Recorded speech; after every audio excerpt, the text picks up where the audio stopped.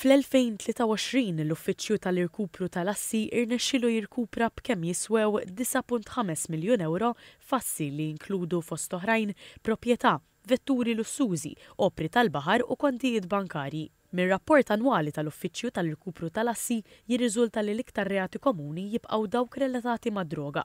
Reati oħrajn jinkludu l-ħasil tal-flus, it-traffikar tal-bnedmin, tixħim u l-użu ħażin ta' apparat elettroniku. Ma' TVM News, il-kap eżekuttiv tal-Uffiċċju Anton Sevasta spjega li l-irkupru tal-assi huwa riżultat ta' ordnijiet ta' friżar mill-qorti. Il-kriminalità dejjem tevolvi mhux biss fis-cybercrime biss imma f'kollox. Is-cybercrime ukoll huwa xi ħaġa li qed inħarsu leha, mhijiex faċli ovvjament għax hija xi ħaġa ħanejdu hekk ġdida. L-ewwel nett għandna wkoll crypto wallet tagħna wkoll fejn għandna nistgħu npoġġu l-assi li jkunu badna minn fuq crypto nkun nistgħu nippreservawhom ġo account tagħna ħanejdu hekk.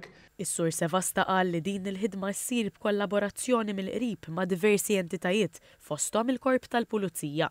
Aħna nżommu l-ħin kollu kuntatt ma' ħafna minnhom illum għandna pereżempju liaison officers ma' ħafna minn dawn l-entitajiet.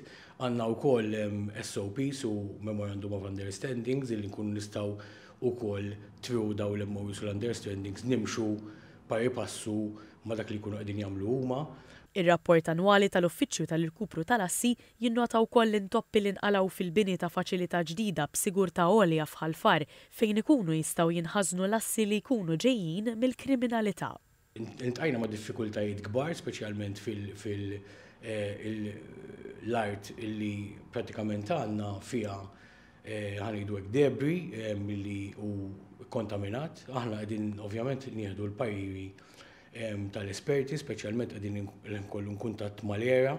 B'kollox mal-Uffiċċju tal-Irkupru tal-Assi jaħdmu 35 persuna.